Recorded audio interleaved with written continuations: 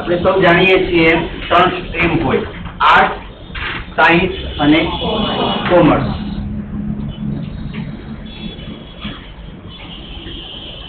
Unfortunately આપણે સૌ આ ત્રણેય સ્ટ્રીમને ટકાવારી અને મેરિટ ના આધારે પસંદગી કરતા હોઈએ છીએ, જે એકદમ ખોટી મેથડ છે. ઇન્ડિયન એજ્યુકેશન સિસ્ટમની સૌથી ખોટી મેથડ ગણાય. આર્ટ્સ કોને કહેવાય?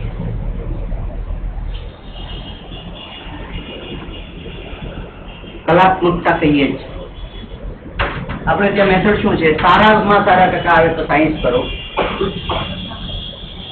સાયન્સ ખૂબ જ અઘરું. ડોક્ટર બનો, એન્જિનિયર બનો. મધ્યમ ટકા આવે તો કોમર્સ કરો, અને સૌથી ઓછા ટકા આવે તો જે મેથડ જ બેસિકલી ખોટી છે. કેમ ભાઈ 90% સાથે તમે આર્ટ્સમાં ના જઈ શકો? આર્ટ્સમાં પણ there are plenty of the opportunities. Arts is basically what? તમારો રૂઝાવ કલાત્મકતા તરફ છે. તમારો રૂઝાવ કંઈક નવું સર્જન કરવા પ્રત્યેનો છે, તો તમારે આર્ટ્સમાં જવું જોઈએ. તમારો રૂઝાવ, તમારો અભિગમ વ્યવસાયિક હોય હંમેશા, તો તમારે શેમાં જવું જોઈએ? કોમર્સમાં જવું જોઈએ. અને તમારું માઇન્ડ રિસર્ચ બેઝ પર ચાલે છે.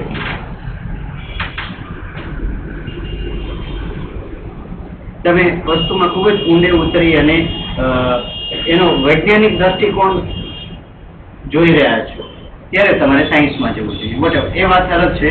પણ નર્સિંગમાં આવો છો ત્યારે તમારે આ 3 સ્ટ્રીમને તમારે ભેગી કરવાની છે. Nursing is an art.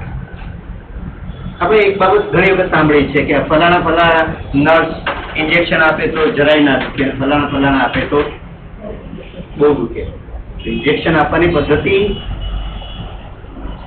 તો એક સરખી રીતે શીખ્યા છો તમે, તો શા માટે આવું થાય? રૂજુતાપૂર્વક અને મેથડ પ્રોપર એડોપ્ટ કરીને તમે કોઈ પણ પ્રોસિજર કરશો તો એના કારણે કમ્ફર્ટ ઝોન જળવાઈ રહેશે. આપણે પ્રિન્સિપલ્સની ચર્ચા વખતે આ વાત કરી હતી. મારા એક ડોક્ટર મિત્ર છે, ડોક્ટર બંધુ છે રાધર. એ ઇન્જેક્શન આપે તો આમ આપે. મારી સાથે વાત કરતા હોય, બોલ અનિલ બીજું શું ચાલે છે? પેલું પેશન્ટ બિચારું ઇન્જેક્શન આપતી વખતે આમ એટલો જોર દે કે તું આવી ગયો મારી પાસે, જો હવે હું તને નીચો તને ફીલ થવા દઉં કે ઇન્જેક્શન કેવું દુખતું હોય છે. જ્યારે અમુક વ્યક્તિ એકદમ ડિલાઇટલી ઇન્જેક્શનને અહીંયા નીચે સપોર્ટ આપી અને જે તે વખતે અનિલ સાથે વાત નહીં કરે, જે તે વખતે પેશન્ટ સાથે વાત કરશે. કાકા પછી કેમ છે વરસાદ આ વખતે તમારે? ખેતર મોલાદ કેવી છે? એટલે કાકા પેલા જવાબ દેવામાં રહેશે, દરમિયાનમાં ઇન્જેક્શન ક્યાં અપાઈ ગયું હશે ખબર નહીં પડે. મેથડ હોવી જોઈએ. તમને કોઈ ઇન્જેક્શન આપે ત્યારે તમે કઈ રીતે ઇન્જેક્શન લેવાનું પસંદ કરશો, આ માઇન્ડસેટ હશે તમારું, તો વાંધો નહીં આવે. Nursing is an art. Art હંમેશા પ્રેક્ટિસથી સાધ્ય થતું હોય છે, અને પ્રેક્ટિસ માટે યોગ્ય ગુરુ હોવું જરૂરી છે. ખૂબ જ મહેનત કરો, દિલથી કામ કરો, સાધના કરવી પડે. Nursing is a science, as you know, it's a combination of multiple science. Biology આવશે નર્સિંગમાં? નહીં આવે ને? આશે ના? હા, nursing is a biology basically. નર્સિંગમાં કેમેસ્ટ્રી આવશે, રસાયણ શાસ્ત્ર, દવાઓ, બરાબર. નર્સિંગમાં ફિઝિક્સ આવશે. મેં કહ્યું પેલું બોટલ મેં પહેલા જ શરૂઆત કરી હતી કે નર્સિંગની ડ્રીપ ચડાવવી છે તો તમે જે ઇન્જેક્શન છે, ડ્રીપ છે, એને ઉપર રાખશો, પેશન્ટનો હાથ નીચે હશે, તો એ ભૌતિક વિજ્ઞાનના નિયમો છે ને. હવા, એર એમ્બોલિઝમ નહીં થવું જોઈએ, વગેરે વગેરે વગેરે. બાયોલોજી આવે, કેમેસ્ટ્રી આવે, ફિઝિક્સ આવે, બીજા કયા કયા સાયન્સ હોય? મેથેમેટિક્સ ને સાયન્સ કહીએ આપણે, ગણિત ને વિજ્ઞાન કહેશું. Is mathematics a science or not? સાયન્સની વ્યાખ્યા આપો જરા. સાયન્સની વ્યાખ્યા આપશે કોઈ? જે પ્રૂવન છે એ સાયન્સ છે. જે સાબિત થયેલું છે, જેના માટેના સિદ્ધાંતો ફિક્સ છે, જેના નિયમો તૈયાર છે, એને શું કહેવાય? સાયન્સ.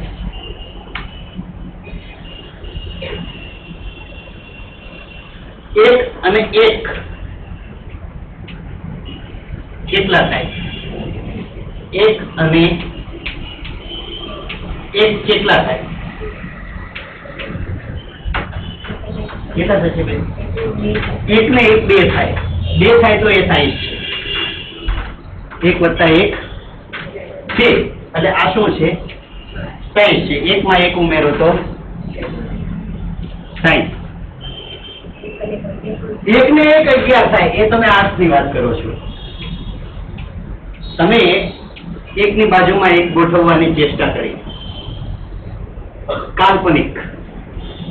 એકચ્યુઅલ એક ને એક 11 ના થાય. પછી તમે શૌર્ય ગાથાઓમાં લખી દીધી કે એક માણસના જુસ્સામાં બીજા માણસનો જુસ્સો વધે તો બમણો નથી થતો, 11 ગણો થાય છે. જય મહારાષ્ટ્ર. બરાબર, આવું બધું હોય તો એ શું કહેવાય? એ આર્ટ. શૌર્ય ગાથાઓ અને ફલાણું ને ઢીકણું ને બહુ સરસ મજાને. મને તારી આંખોની અંદર ચાંદ અને સૂરજ દેખાય છે. એટલે એ એકચ્યુઅલી આંખની અંદર ચાંદ ને સૂરજ હોય નહીં, પણ આંખમાં આવું બધું આવે. બરાબર. સાયન્સ વાળા ડોક્ટરને કોઈને પૂછો તારી આંખમાં શું? મને ઝામર દેખાય છે. અથવા તો કીકી ગુલાબી કલરની કે વાદળી કલરની કે બ્લેક કલરની દેખાય છે, ભૂખરી દેખાય છે. તો એ સાયન્સ છે. તો કીકીની અંદર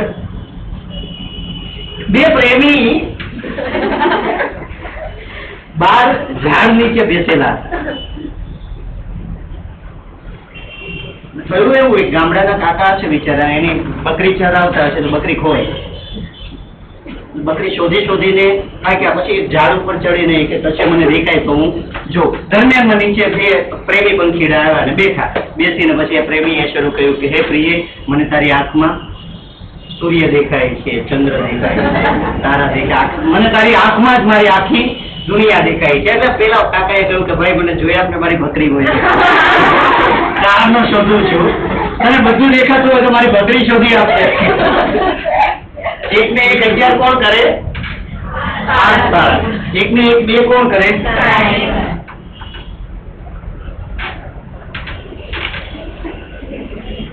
કોમર્સ વાળો શું કરશે? એક ને એક કોર્પોરેટ કંપનીમાં એક મેનેજરનું ઇન્ટરવ્યુ, બેન્કિંગ કંપનીમાં એકાઉન્ટ રિલેટેડ જોબ હતી. મેનેજર જે મેઇન ઓનર બોસ હતા એ બધાને એક જ પ્રશ્ન પૂછે, એક ને એક કેટલા થાય? એટલે 800 વાળા બધા કેટલા થાય? શું કે 11 થાય છે. રિજેક્ટ.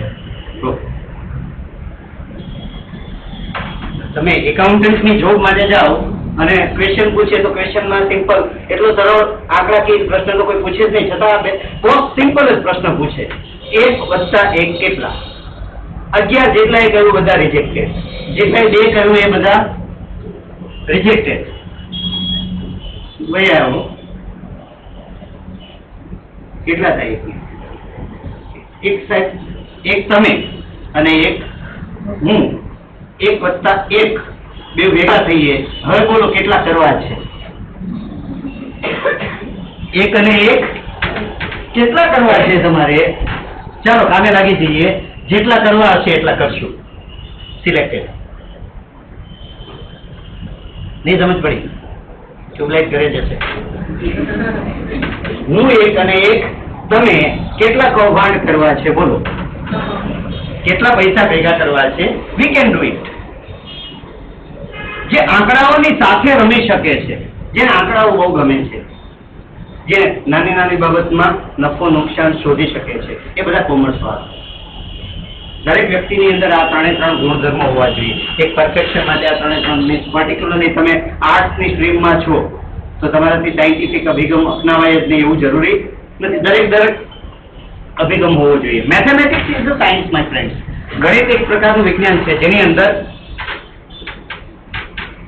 બાકીની વાતો અલગ છે. એકને એક યુનિવર્સલી કેટલા થાય? 2 જ થાય, બીજા કરાય નહીં. નર્સને મેથેમેટિક્સનું જ્ઞાન હોવું જોઈએ, આંકડાકીય જ્ઞાન હોવું જોઈએ. નર્સને ઇકોનોમિક્સનું જ્ઞાન હોવું જોઈએ. What is economics? અર્થશાસ્ત્ર. નર્સને સાયકોલોજી આવડવી જોઈએ, વિજ્ઞાન છે, મનોવિજ્ઞાન. નર્સને સોશિયોલોજીનું જ્ઞાન હોવું જોઈએ, સમાજ વિજ્ઞાન છે. એકચ્યુઅલી સમાજશાસ્ત્ર ભલે આર્ટ્સમાં આવે પણ એક પ્રકારનું વિજ્ઞાન છે. એના જે નિયમો છે નિયમોની બહાર જઈ શકાય.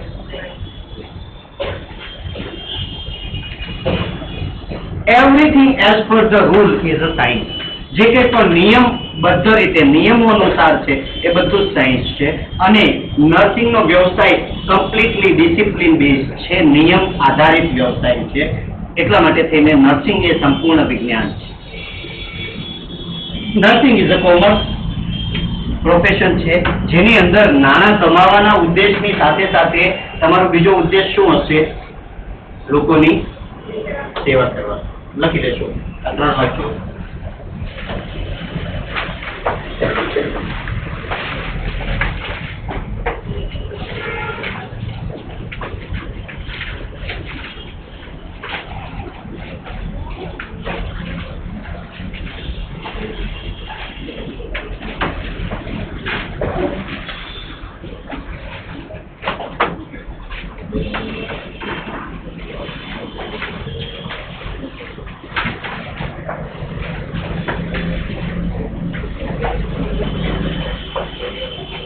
પેલા 5 રાઇટ્સ હતા, હવે 7 થઈ ગયા છે.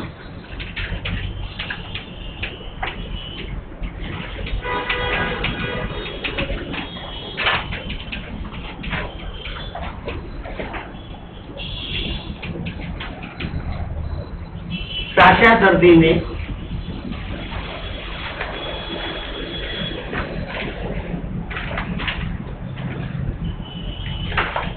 સાચી દવા, સાચા પ્રમાણમાં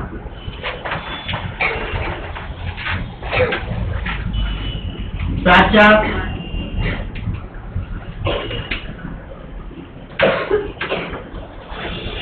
રૂટથી, સાચા માર્ગ દ્વારા, સાચી પદ્ધતિ દ્વારા, સાચા સમયે આપો અને એનું સાચું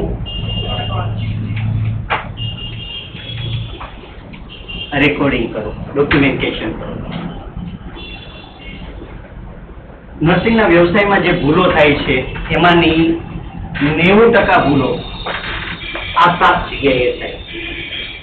તમારી પાસે એક સરખા નામ સાથેના 2 પેશન્ટ આવે તો બને કે એકના બદલે બીજાને સારવાર અપાઈ જાય, સમજણ ફેર થયો હોય તો. પેશન્ટ એક સરખા નામ વાળા હોય ત્યારે પેશન્ટને આઈડેન્ટિફાઈ કરો કઈ રીતે?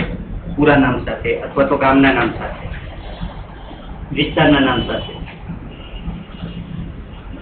પેશન્ટનું નિકનેમ નહીં બનાવશો ક્યારેય, ગુલામનું નામ નહીં પાડશો. જાડો, પાતળો, છોટું, મોટું, લંબુ, આવું બધું આપણે અંગત વાતચીતમાં ઘણી વખત કાળીઓ અંગત વાતચીતમાં આવું કરતા હોઈએ છીએ. બહુ ખોટી આદત છે. કોઈ પણ પેશન્ટને, કોઈ પણ સ્ટાફને નામ નહીં પાડો. કદાચ નિકનેમ આપો છો તો એવા નામ આપજો કે જે નામથી સામેની વ્યક્તિનો ઉત્સાહ વધે, સામેની વ્યક્તિ ડિમોરલાઇઝ થાય એવું નામ આપશો નહીં. અને ટેકનિકલી સ્પીકિંગ કોઈ પણ વ્યક્તિને હંમેશા નામથી બોલાવવું જોઈએ.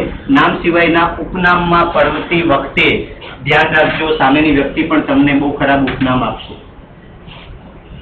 તમને કેવું ફીલ થાય જો કોઈ તમારું નામ ખોટી રીતે પાડે છે? તો પેશન્ટને ક્યારેય હુલામણા નામથી, કારણ કે હુલામણું નામ પાડ્યું હશે તો ક્યારેક બોલાઈ જશે. બોલાઈ ગયા પછી સામેની વ્યક્તિ ખૂબ હર્ટ થશે. પ્રોફેશનલી ગુલામનું નામ નહીં, જે વ્યક્તિનું યોગ્ય નામ. નંબર 1. નંબર 2, પેશન્ટને કોઈ દિવસ બેડ નંબરથી નહીં ઓળખો, ખાટલા નંબરથી. હોટલની અંદર હોય છે, ટેબલ નંબર 4 ઉપર કોફી મૂક, ટેબલ નંબર 5 પર કપડું માર. તમારી હોસ્પિટલ એ હોટલ નથી. બેડ નંબર 4 પર શું નામ છે બેના? શર્મિલાબેન. બેડ નંબર 5 પર શ્રદ્ધાબેન. બેડ નંબર 6 પર વચ્ચેવાળા બેન. હા તમે જ મોહિનીબેન. મોહિનીબેન બેડ નંબર 6 પર છે. બેડ નંબર 4 પર શર્મિલાબેન છે. ડ્યુટી ઇન્ચાર્જ છે હિતેશભાઈ. 4 વાગે ડ્યુટી પૂરી થઈ. કોણ આવ્યું પછી? મયુરીબેન આવ્યા. હિતેશભાઈ ઓવર આપવાનું ભૂલી ગયા વ્યવસ્થિત રીતે. બેડ નંબર 6 વાળા બેન હતા, એમને એક ઇન્જેક્શન આપવાનું હતું, હિતેશભાઈ ભૂલી ગયા. એટલે એને 5 વાગે જઈ અને મોહિનીબેનને ફોન કર્યો કે બેડ નંબર 6 પર જે પેલું પેશન્ટ છે એને XYZ ઇન્જેક્શન આપવાનું હતું, રહી ગયું છે. ડોક્ટરની ઇન્સ્ટ્રક્શન સ્ટેન્ડિંગ હતી. ફોન પર મને કહ્યું હતું કે આપી દે, પણ રહી ગયું છે, તું એક કામ કરે એને આપી દે ને XYZ નામનું ઇન્જેક્શન. હવે ઘટના એવી બની કે જ્યારે હિતેશભાઈ જાય છે અને મોહિનીબેન આવે છે, એ દરમિયાન બેડ નંબર 6 પર જે બેન છે એને ઠંડી લાગવાનું શરૂ થયું. બેડ નંબર 4 પર બેન હતા, એને ખૂબ જ ગરમી થતી હતી. એટલે એ બંને મ્યુચ્યુઅલ અન્ડરસ્ટેન્ડિંગથી 4 વાળા 6 પર જતા રહ્યા અને 6 વાળા 4 પર જતા રહ્યા. અને મોહિનીબેનને તો બેડ નંબર 6 વાળા પેશન્ટને ઇન્જેક્શન આપવાનું હતું, એટલે ઠપકારી દીધું આલિયાનું ઇન્જેક્શન માલિયાને. સામાન્ય લાગતી બાબત બને છે. ખોટા ઓપરેશન થઈ જાય આખા. 2 મગનભાઈ દાખલ થયા એક જ વોર્ડમાં. એક મગનભાઈને ડાબી બાજુ દુખે, એક મગનભાઈને જમણી બાજુ દુખે. સર્જને નક્કી કર્યું કે બેવને દુખે છે પેટમાં, ચાલ બેવનું ઓપરેશન કરું. બરાબર. જમણી બાજુ વાળા મગનભાઈ જેને એપેન્ડિક્સનું ઓપરેશન કરવાનું હતું, અને ડાબી વાળા મગનભાઈને કિડનીમાંથી સ્ટોન કાઢવાનો હતો. જમણી વાળા મગનભાઈનું ડાબી બાજુ ખેંચી નાખી. જોયું તો કિડનીમાં કઈ મળે નહીં, કન્ફ્યુઝ. સોનોગ્રાફીમાં તો હતો. ડાબી વાળા મગનભાઈને જમણી બાજુ કટ માર્યો, સોરી, જમણી વાળાને ડાબી બાજુ કટ મારેલો અને ડાબી વાળાને એપેન્ડિક્સ નોર્મલ મળ્યો. બાળકો બદલાઈ જાય ઘણી વખત, પ્રોપર આઈડેન્ટિફિકેશન નહીં થાય એવું હોય. Name is related with the identification. હા, હું પ્રોપર આઈડેન્ટિફિકેશન કહું છું. આઈડેન્ટિફિકેશન માટે ઓપીડી નંબર, આઈપીડી નંબર જે કેટલો હોય નંબર થી ચાલો, બેડ નંબર થી નહીં, ઓપીડી નંબર થી ચાલો તમે, ફાઇલ થી. અને નામ, દવા આપતા પહેલા દવા નું નામ વાંચો. દવા કાઢો ત્યારે કેટલી વખત નામ વાંચો? રાઈટ મેડિસિન પર જઉં છું, કેટલી વખત વાંચશો મેડિસિન નું નામ? 3 times. પેલું પ્રિસ્ક્રિપ્શનમાં ભૂલ ના થાય, કાળજી રાખજો. એક સરખા નામ સાથેની 2 દવાઓ હોઈ શકે. ફોર એક્ઝામ્પલ, ડાયસાઇક્લોમિન છે અને ડાયક્લોફેનાક, આવું જ લખશે ડોક્ટર. ડાયસાઇક્લોમિન લખશે અને ડાયક્લોફેનાક લખશે, 2 અલગ અલગ છે. તમને ઈચ્છા થાય એમ વાંચો. DNC સરખું જ લાગે છે, પાછળનું બધું લીટા. એ લીટામાં જ્યાં કન્ફ્યુઝન છે ત્યાં ડોક્ટર સાથે ક્લેરિફાય કરો કે સર, ઇઝ ઇટ ડાયસાઇક્લોમિન ઓનલી કે ઇટ ઇઝ ડાયક્લોફેનાક? શું છે મને એક્ઝેક્ટ સમજાવો ને, મને કન્ફ્યુઝન થાય છે. પૂછી લેવામાં કશું ખોટું નથી. ખોટી દવા આપી દેવી એના બદલે પહેલા કન્ફર્મ કરી લો. શેમાં? પ્રિસ્ક્રિપ્શનમાં દવા વાંચી અને મેડિસિનની બોટલ અથવા તો જે કંઈ પણ સ્ટ્રીપ હોય એની અંદર મેચ કરો. Does it matching? બરાબર. સ્ટોકમાંથી દવા કાઢ્યા પછી જ્યારે પેશન્ટને આપો છો ત્યારે ફરી વખત વાંચો. દવાની સાથે ડોઝ એટલો જ મહત્વનો છે. 500 mg ટેબ્લેટ આપવાની છે અને 250 મિલીગ્રામની આપશો તમે તો 50% જ અસર થશે. અને 250 mg આપવાની છે અને 500 અથવા 625 ની ડોલો આપી દીધી તમે તોય તકલીફ થશે. પેરાસિટામોલમાં ઘણી વખત પેરાસિટામોલ તાવ માટે વાપરીએ બહુ સારી દવાની વાત કરું છું. 100 mg માં પણ આવે, 200 માં પણ આવે, 250 માં પણ આવે, 500 પણ આવે અને 625 પણ આવે અને 1000 પણ આવે. mg પર kg માં અપાતી હોય છે. હંમેશા દવા જનરલી કઈ રીતે લખાય? વજન શા માટે લઈએ આપણે? જે તે પેશન્ટનું મેડિસિનનો ડોઝ નક્કી કરવા માટે. દાખલા તરીકે એક બાળક છે એનું વજન છે 10 કિલોગ્રામ. એક સ્ત્રીનું વજન છે ફોર એક્ઝામ્પલ 40 કિલોગ્રામ અને એક હેવી બોડી પર્સન છે, એક પુરુષનું વજન છે ફોર એક્ઝામ્પલ 65 કિલોગ્રામ અને એક ખૂબ જ હેવી પર્સન છે એનું વજન છે 100 કિલોગ્રામ. આ ચારે ને તાવ આવે છે, ચારે ને પેરાસિટામોલ આપવી છે તમારે. બધાને એક જ સરખો ડોઝ આપશો કે અલગ અલગ? કેટલા mg ની ટેબ્લેટ આપવી જોઈએ મને કહેશો જરા? બાળકને 10 કિલોનું, 10-12 કિલોનું, 15 કિલોનું બાળક છે 100. 40 વાળાને 225, 250 અથવા 225 માં નહીં આવે.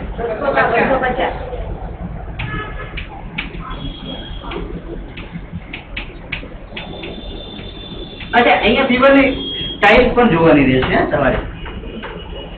માઇલ્ડ, મોડરેટ, હાઈ પાયરેક્સિયા એ ફેક્ટર પણ ખરું, બરાબર? કાં તો 250 ની અથવા તો 500 ની.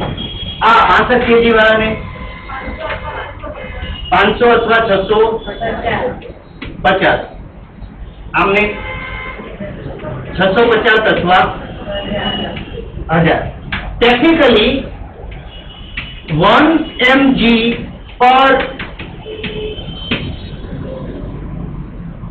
10 mg પર kg. 1 કિલોગ્રામ બરાબર 10 મિલીગ્રામ.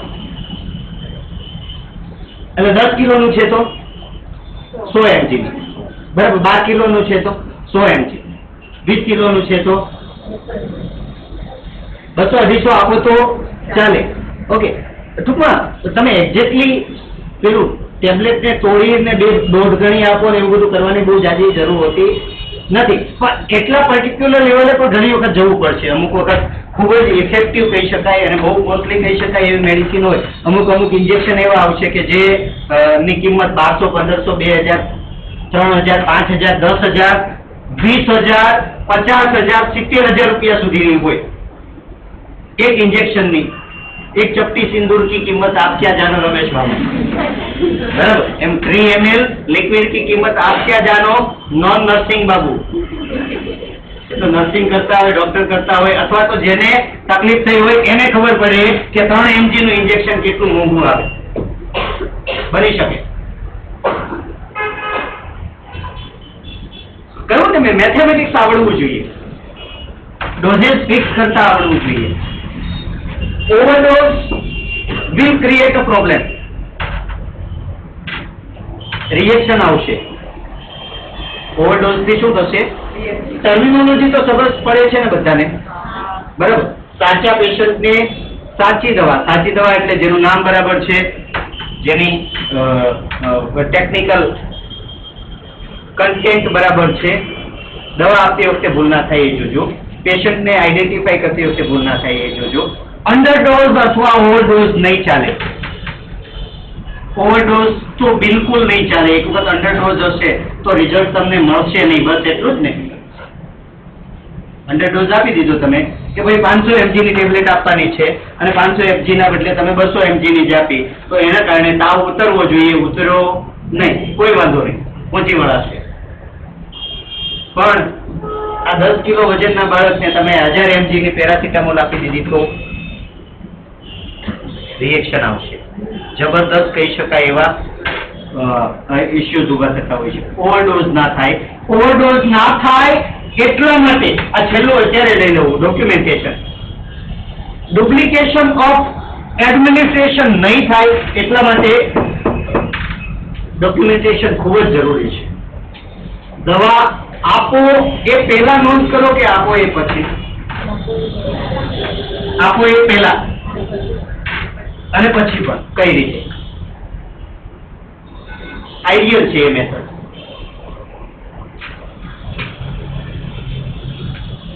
દવા આપતા પહેલા તો રેકોર્ડિંગ કરવામાં પ્રોબ્લેમ છે બહુ મોટો. દાખલા તરીકે પેશન્ટને તમે મેડિસિન આપી, તરત ઉલટી કરી નાખી, તરત જ, અથવા તો મોંમાં મૂકીને પછી એ ગોળી પાછી બહાર કાઢીને ફેંકી દેવી પડી, પછી લીધી જ નહીં, તો દવા આપી દીધી ખરી? ના. અને પેલા રેકોર્ડિંગ થઈ ગયેલું છે કદાચ અને ભૂલી ગયા તો અપાઈ ગઈ એમ ગણાશે. દવા આપીને તરત રેકોર્ડિંગ કરો. ઘણા બધા વખત એવું થતું હોય છે, 10 પેશન્ટ હોય, 10 પેશન્ટના વોર્ડમાં 10 પેશન્ટને દવા આપી આવીને પછી આપણે નોંધ કરીએ બેસીને શાંતિથી. દરમિયાનમાં ઇમરજન્સી કોઈ કોલ આવ્યો અને ઓચિંતાના બીજા એક પેશન્ટમાં દોડાદોડીમાં તમે 10 પેશન્ટ માટે આવી તો ગયા, એમાંથી 2 કે 3 પેશન્ટની એન્ટ્રી પણ કરી તમે, અને ઇમરજન્સી કોઈ કેસ આવી ગયો, દોડાદોડીમાં લાગી ગયા અને ઇમરજન્સી મેનેજ કરવામાં 3-4 કલાક જતા રહ્યા, પેલું રેકોર્ડિંગ ભૂલાઈ ગયું. જે નેક્સ્ટ નર્સ આવશે એ જોશે, એવું માનીને ચાલશે કે 3 પેશન્ટને દવા આપી છે અને ઇમરજન્સી આવી ગઈ, બાકીના 7ને આપવાની બાકી છે એટલા માટે થઈ અને એ ફરી વખત આપશે. બની શકે. Confirmation is very important. Confirmation will be done by recording, proper documentation. Over. You know what is over આપી? ઓવર આપી એટલે? યસ. બે પાછળ. હું જેને પૂછું એ પાછળ જ જુએ, ખબર નહીં. યસ.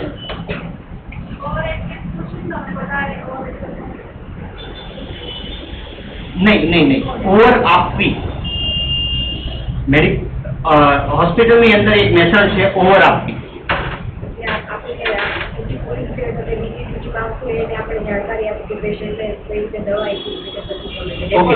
તમારી શિફ્ટ દરમિયાન તમે કરેલી એક્ટિવિટીની માહિતી અને અપકમિંગ શિફ્ટમાં એમણે શું કરવાનું છે એના વિશેનું બ્રીફિંગ અને જે તે પેશન્ટ રિલેટેડ કોઈ ધ્યાનમાં દોરવા જેવી હોય એવી બાબતો એ નેક્સ્ટ શિફ્ટમાં આવતી વ્યક્તિને સમજાવવી, એને ઓવર આપવી કહેવાય. સમજાવવા માટેની પદ્ધતિ કઈ? ઓરલ કે રિટન? ઓરલ કરતા રિટન સારી. ઓરલમાં ભૂલાઈ જશે અને ઓવર આપતી વખતનો પીરિયડ ઘણી વખત બહુ ટૂંકો હોય. દાખલા તરીકે 8 વાગે તમારી ડ્યુટી પૂરી થાય છે, 8 વાગે બીજા એક વ્યક્તિની ડ્યુટી શરૂ થાય છે, તો ટેકનિકલી મે બી 8-10 સુધી તમારે રોકાવું પડે અને મે બી 8 વાગે જેની ડ્યુટી શરૂ થાય એને 8:10 આજુબાજુ આવી જવું જોઈએ અને 10 મિનિટ આ બાજુ 10 મિનિટ આ બાજુ, 20 મિનિટ બેવને મળવી જોઈએ. 20 મિનિટને ટૂંકી કરીને 10 મિનિટ એટલીસ્ટ કરી દો.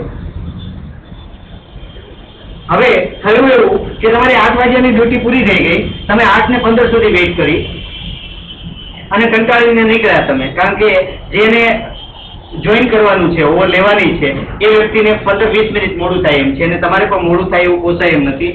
ટ્રેન ચૂકો છો કે બસ ચૂકો છો કે વોટેવર, તો એ સંજોગોમાં તમે નીકળી જશો. પછી પેલા બેન આવશે અને એમાં હમણાં બેડ નંબર 6માં જે પ્રોબ્લેમ થયો હતો એવો થશે.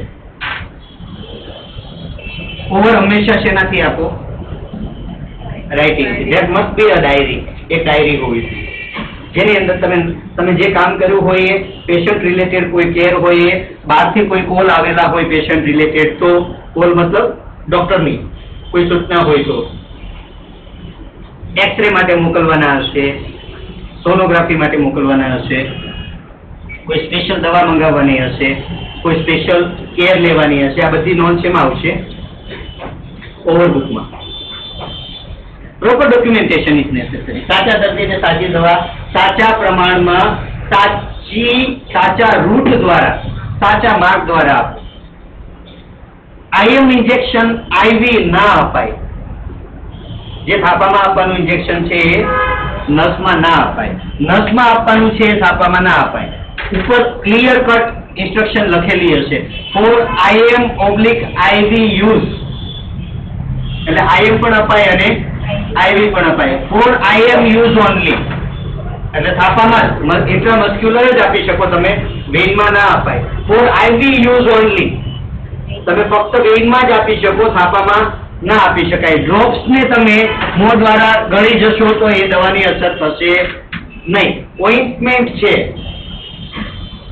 ઓઇન્ટમેન્ટની નો યુઝ તમે એઝ અ બામ નહીં કરી શકો. બામ મીન્સ ઓઇન્ટમેન્ટ આવશે, પછી ધેર વિલ બી લાઈક લેપ આવશે. એટલે અમુક બાબતને તમે ઘસી ઓઇન્ટમેન્ટ, પછી ટ્યુબ આવે ને સિમ્પલ, લિક્વિડ આવશે, કેપ્સ્યુલ આવશે.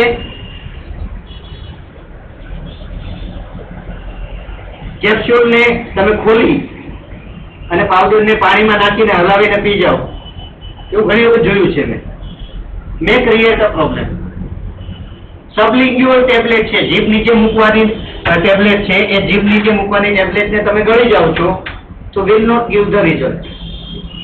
ચ્યુઇંગ ટેબ્લેટ છે, ચાવવાની ટેબ્લેટ છે, એને ગળી જાઓ છો તો રિઝલ્ટ નહીં મળે. અને દરેક રૂટ હશે અલગ અલગ, ઇન્સ્ટ્રક્શન આપેલી હશે દવાની. તમે સાચા રૂટ થી ઇન્જેક્શન આપો. વજાઇનામાં કે રેક્ટમમાં મૂકવા માટેની સપોઝિટરી આવશે, ગોળી આવશે.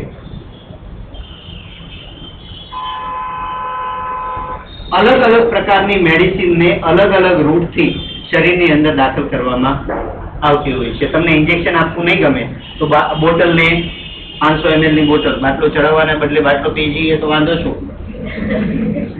ચાલે? શરીરમાં તો જાય છે.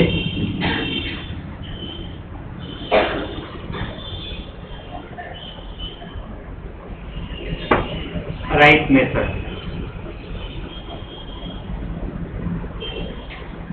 વન ડ્રોપ 1 સેકન્ડ ની સ્પીડ થી તમારે બોટલ ચડાવવાની છે. 60 ડ્રોપ્સ પર મિનિટ ની સ્પીડ થી તમારે બોટલ ચડાવવાની છે. એને તમે એકદમ ફાસ્ટ નળ ખુલ્લો કરી દેશો તો will create a problem.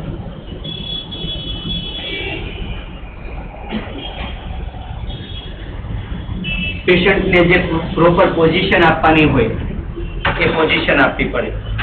Right મેથડમાં તમે ઇન્જેક્શન ની વાત કરી ને મેં,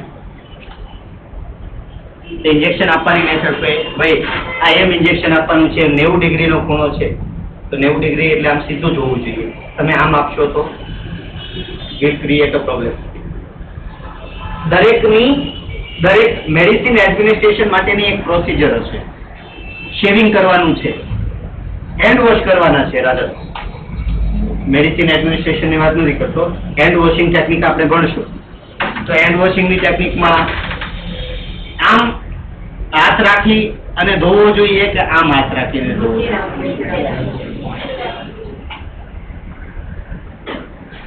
નળ શરૂ કરી અને કોણીથી હાથ કે હાથથી કોણી? કોણીથી હાથ, હાથથી કોણી નહીં. શા માટે? આમ નળ નું પાણી અહીંયા ઉપરથી આવે તો અહીંયાથી આમ જવું જોઈએ પાણી, અને કોણીથી નીચે પડવું જોઈએ કે આમ કરશો તો ઉપરથી નીચે પડવું જોઈએ? હોમવર્ક ચેક કરી લેજો, મને કાલે રીઝન આપજો. કોણીથી હાથ બરાબર છે કે હાથથી કોણી બરાબર છે? કન્ફર્મ છે? હવે કોણી ઉપર જે માઇક્રો ઓર્ગેનિઝમ હશે એ બધા હાથમાં નહીં આવે.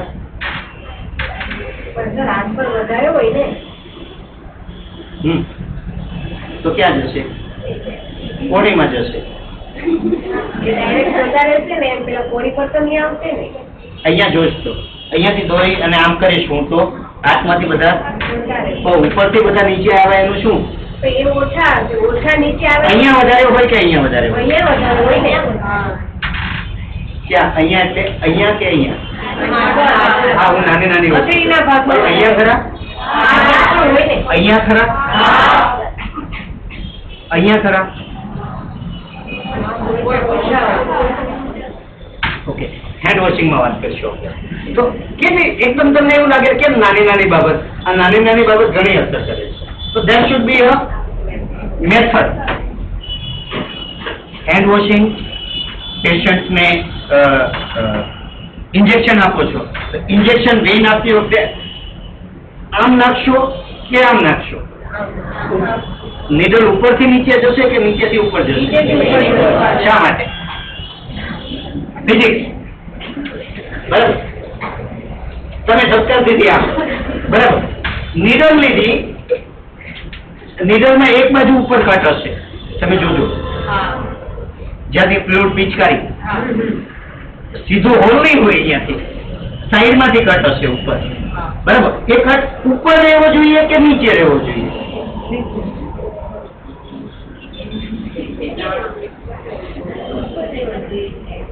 એ કટ એટલે ફ્લુઇડ આમ ઉપરથી જવું જોઈએ કે આમ ફેરવી નાખો તો નીચેથી જવું જોઈએ?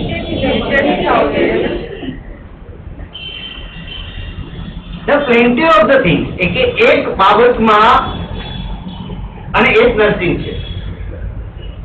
The most things which makes your nursing perfect.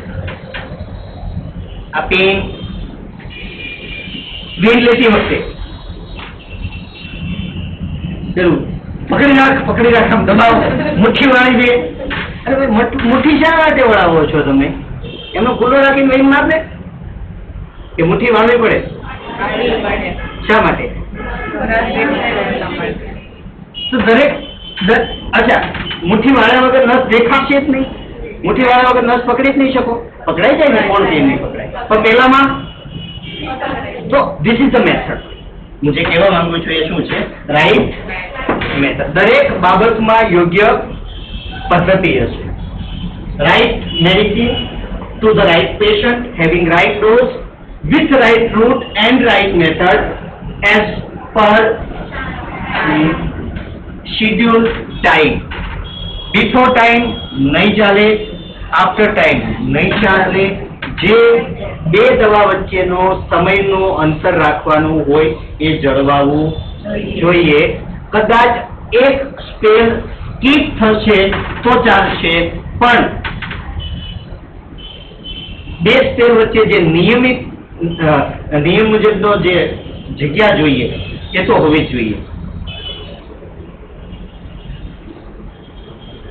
દુખાવાની દવા તમે આપી, દુખાવામાં રાહત નહીં થઈ અડધા કલાકમાં એટલે બીજી ગોળી આપી, પાછી રાહત નહીં થઈ તો ત્રીજી ગોળી આપી.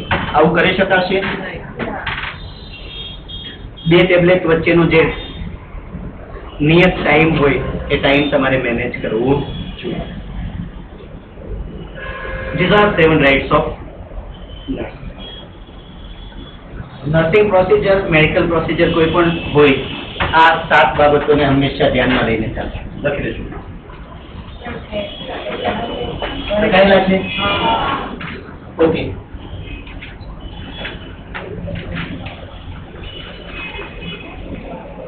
Next is nurse and legislation.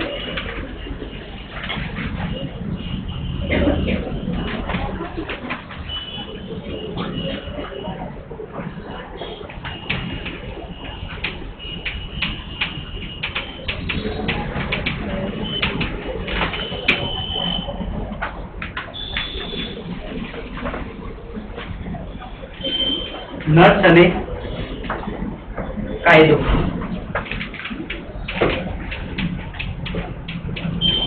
Nurse અને કાયદાની ગણતરીએ વાત કરું હું, કોઈ પણ દેશમાં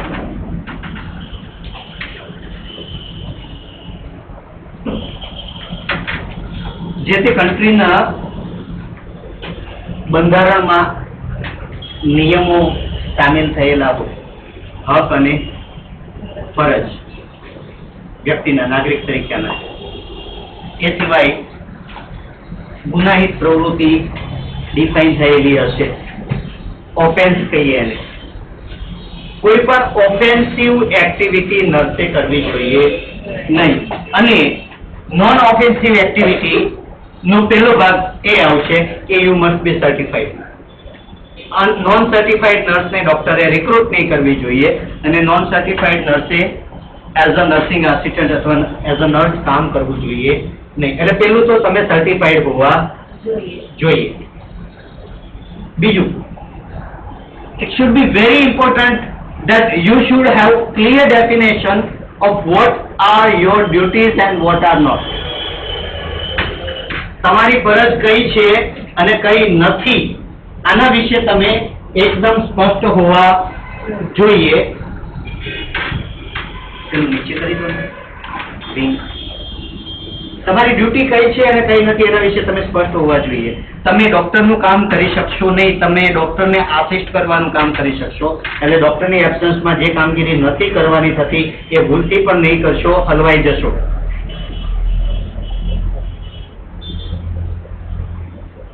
મોટા ભાગે ગુનાના આરોપ નર્સ પર નથી લાગતા, નર્સ પર નેગ્લિજન્સના આરોપ લાગે. નેગ્લિજન્સ કોને કહીએ આપણે? બેદરકારીનો આરોપ લાગે. તમારી બેદરકારીના કારણે જેલમાં ઘણા બધા કેસમાં ડોક્ટરે જવાનું રહેશે, કારણ કે ડોક્ટર રિસ્પોન્સિબલ છે. પણ ઘણી વખત જો ડોક્ટર છટકી જશે તો તમારો નંબર લાગી જશે.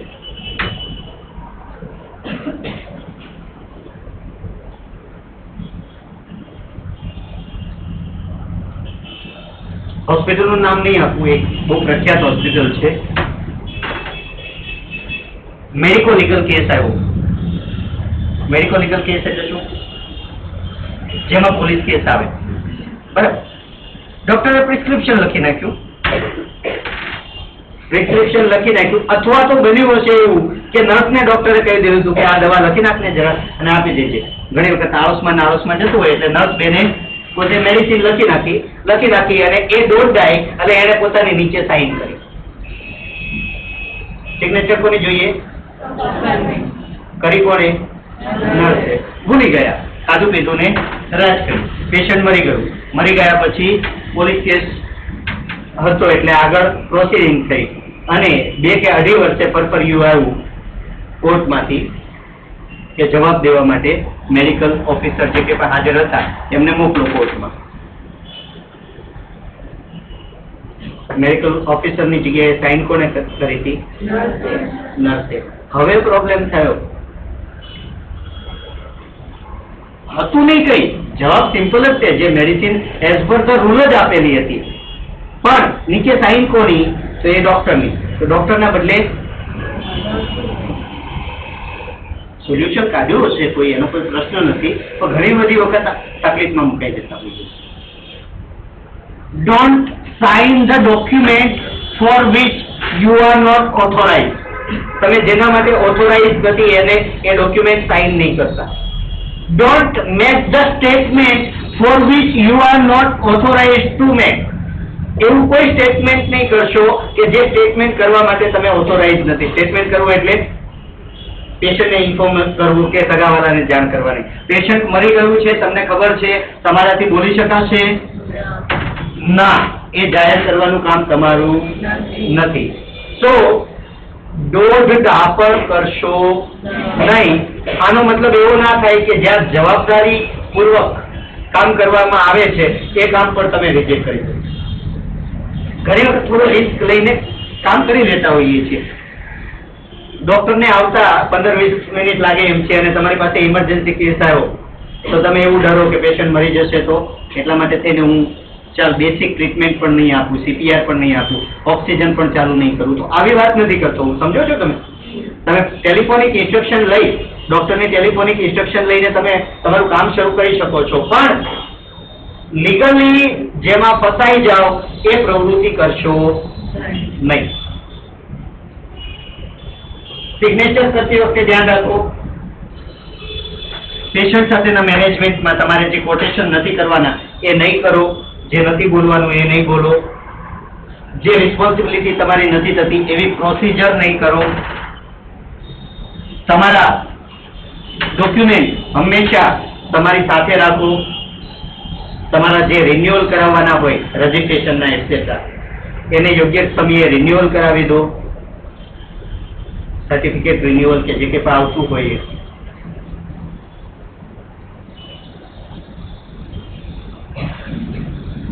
કોન્ટ્રાક્ટ હોસ્પિટલમાં જે સાઇન કરેલો હોય કદાચ કઈ જરૂર લાગે તો સાથે રાખો. તમને અહીંયાથી જે જગ્યાએ હોસ્પિટલમાં મોકલવામાં આવે છે તો તમને એક ફોરવર્ડિંગ લેટર આપ્યો છે. એ કોપી મહત્વની ખરી, ખૂબ જ મહત્વની અમારા માટે, તમારા માટે અને હોસ્પિટલ માટે. રૂલ્સ રેગ્યુલેશન્સ ડિફાઇન થયેલા છે બધા, કોની શું ડ્યુટી આવે છે.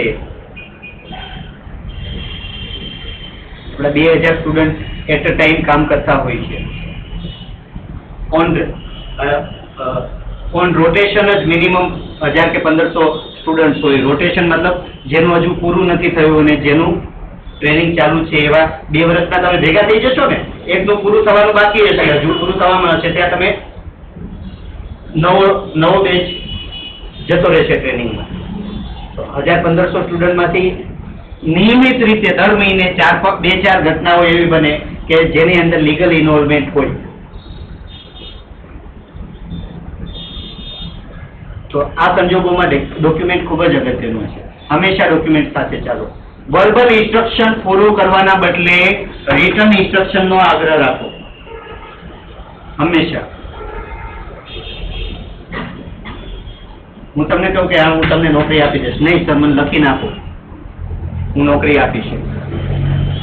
હું તમને કહું તમને સરકારી નોકરી મળી જશે, મને લખીને આપો.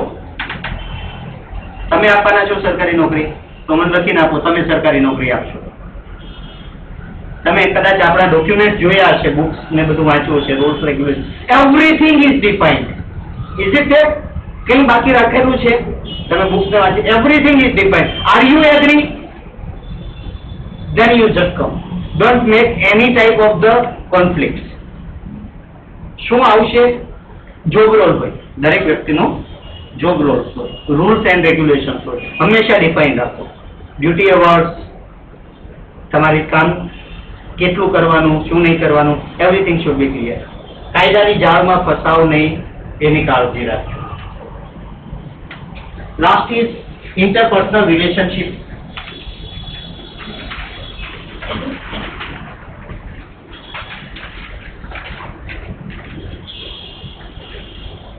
What is interpersonal relationship?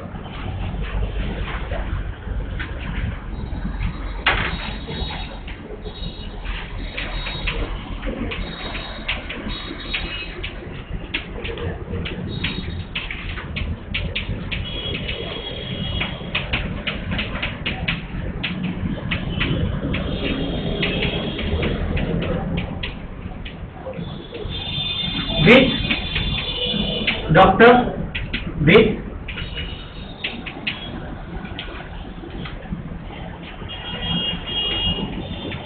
other nurses, with senior and junior staff, with patients, with relatives.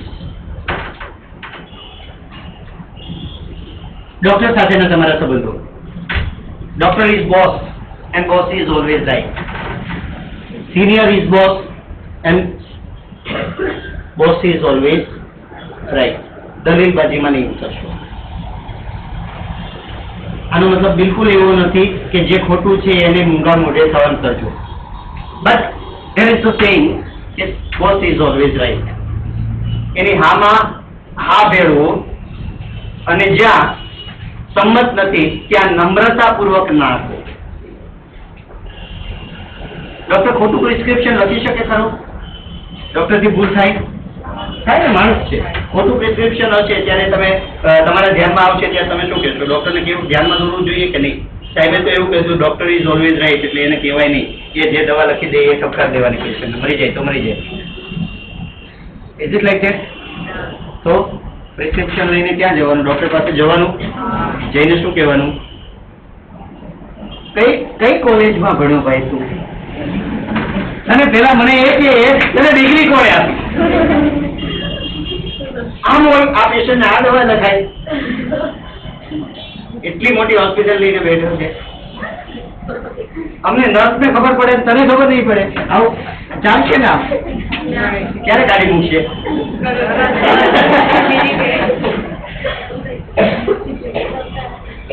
તો શું કહેશો? સર આ પ્રિસ્ક્રિપ્શન ખોટું છે, આ દવા ખોટી છે, આમ ના લખાય, એવું પણ ના કહેવાય, શું કહેશો? સર આ મેડિસિનમાં મને ડાઉટ છે, મને નહીં સમજ પડી. જનરલી આપણે આ ટાઈપની સિચ્યુએશનમાં દવા મેં અગાઉ જોઈ નથી, મને સમજાવો ને કઈ રીતે હોય. અરે ડોક્ટર જોશે ને કે છે હા ભૂલથી લખાઈ છે, થેન્ક યુ દોસ્ત, હું સુધારી દઉં છું. ડોઝમાં ઘણી વખત ડોક્ટર દવા સાચી લખશે, ડોઝ ઘણી વખત લખાય 3 ml 3 ml ઇન્જેક્શન લખાતા હોય ને, સીટી પણ 3 ml લખી દેજો ડોક્ટર, સીટી 0.5 ml જ હોય. ટીટેનસ ટોક્સોઇડ ધનુનું ઇન્જેક્શન કેટલું હોય? 0.5 જ હોય. પણ ડોક્ટરે લખતા એની ધૂનમાં 3 ml ઇન્જેક્શન લખ્યું ને એટલે પાછળ 3 ml અથવા 2 ml ની આદત હોય, મોટા ભાગે લખી દીધું 3 ml. Go to the doctor, ask Har or ask him to make correction. જો એમ લાગતું હોય તમને કે ભૂલ થાય છે, ડોક્ટર બહુ ખેલદીપૂર્વક સુધારી દેશે. થાય તમારે ડોક્ટરને શીખવું નહીં, અને તમે નસીબદાર હશો તો તમને એવા ડોક્ટર મળશે કે જે સામેથી તમારી પાસેથી આશા રાખશે કે તમે એમને ગાઈડ કરો એટલે સોરી તમે એને સજેશન આપો. ઘણી વખત સજેશન્સ નહીં, મેડિકલ પ્રેક્ટિસમાં નહીં, પણ અધર સજેશન્સ આર રિક્વાયર્ડ. અલગ અલગ બીજા સજેશનની જરૂર પડતી હોય છે. ડોક્ટર સાથેના સંબંધો વ્યવસાયિક રીતે રાખો, મર્યાદામાં રહો, મર્યાદા બહાર નહીં જાઓ. Don't forget that you are an employee. Don't forget that your doctor, your boss is paying you so that તમારા ઘરમાં ચૂલો સળગે છે. એ રકમ નાની હોય અને અસંતોષ હોય તો છોડી દેજો, પણ કામ કરવામાં અને ડોક્ટરને માન આપવામાં ક્યારેય કચાશ રાખશો. With other nurses and senior junior staff, senior સ્ટાફની સાથે વર્તણૂક એવી કરો કે જેની અંદર જેવી તમે ડોક્ટર સાથે કરો છો, અને જુનિયર સ્ટાફને પ્રેમથી સમજાવીને યોગ્ય રીતે ડીલ કરો. વિથ પેશન્ટ સતત ભણીએ છીએ, પેશન્ટ સાથેનો આપણો સ્વભાવ કેવો હોવો જોઈએ. ઘણી વાત થઈ, સૌથી વધારે ઝઘડા કોની સાથે થાય? પેશન્ટના રિલેટિવ સાથે. ચપ્પલ બહાર ઉતારવા લખ્યું હશે તો પણ, અને ખબર છે કે પેલી નર્સ બૂમ બરાડા પાડશે તો વધારે અંદર આવશે. બરાબર, હંમેશા પેશન્ટના રિલેટિવ તમને રૂલ્સ બતાવતા હોય છે, અને તમે પેશન્ટના રિલેટિવને રૂલ્સ બતાવતા હોય છે. એક વખત તમે કહ્યું કે વડીલ ચપ્પલ બહાર રાખશો, છતાં પણ એ મારે ત્યાં સેન્ટરમાં આપણે એવું થાય ઘણી વખત સીધા આવી જાય. હવે આપણે બહાર બોર્ડ નથી મૂક્યું ચપ્પલ બહાર ઉતારવા જોઈએ, પણ કોઈ પણ શૈક્ષણિક સંસ્થા હશે કે કોઈ પણ સંસ્થા હશે, એ મંદિર છે અને ચપ્પલ બહાર જ ઉતારવા જોઈએ એવી સામાન્ય બુદ્ધિ બધામાં હોય. છતાં પણ કોઈ ચપ્પલ લઈને આવી જાય તો નમ્રતાપૂર્વક કહીએ કે ચપ્પલ બહાર ઉતારી લો ને, તો પછી ઘણા બધા શું કરશે, એમને એક અહમ હોય, અને તો એ પેલા અથવા બીજા પગથિયે મૂકી દેશે. ઉપર તો નહીં જ જાય ભણનો દીકરો, બરાબર, આમ ચાલીને આવશે પણ ઉપર ઉતારવા નહીં જાય. ઘણા બધા એવા હશે. માથાકૂટ નહીં કરવાની. મેં સ્ટાફને પણ ઇન્સ્ટ્રક્શન આપી છે, હું બહાર હોઉં તો શું કરવાનું, આજથી ઉંચકીને આપણે બહાર મૂકી દેવાના. એનાથી ઉત્તમ રસ્તો કોઈ નથી. સામેની વ્યક્તિને ફીલ થશે કે મેં ખોટું કર્યું. પેશન્ટના રિલેટિવની સાથે પ્રેમથી વર્તન કરો, શાંતિથી સમજાવો, એની સાથે ઉદ્ધતાઈપૂર્વક વર્તન નહીં કરો, નમ્રતાપૂર્વક નિયમ બતાવો અને એ નિયમનું ચુસ્તપણે પાલન કરાવો. છૂટછાટ આપવાની જરૂર નથી. પેશન્ટ આઈસ્ક્રીમ માંગે છે, તમને પણ દયા આવે છે આઈસ્ક્રીમ આપવા માટે, પણ આપવાની ના કહી છે, તો એવી દયા કરવાની જરૂર નથી. બી strict when it is required, but with polite nature. તમારા એકદમ નમ્ર સ્વભાવ સાથે જે વસ્તુ નથી કરવાની એને સ્ટ્રિક્ટલી ના કહે. આવતીકાલથી આઈ થિંક એપ્રોનમાં વિધાઉટ એપ્રોન હું ઘણા બધા સ્ટુડન્ટને કાયમી ધોરણે જોઉં છું. મારા લેક્ચરમાં વિધાઉટ એપ્રોન કોઈએ બેસવું નહીં. હું બહુ નમ્રતાપૂર્વક કહું છું આ, અને ખૂબ જ નમ્રતાપૂર્વક હું તમને ક્લાસમાંથી એક્ઝિટ કરી દઈશ. મને પ્લીઝ નહીં કહેશો કે મારી પાસે શા માટે એપ્રોન નથી. ઠીક છે? આની સાથે યુનિટ નંબર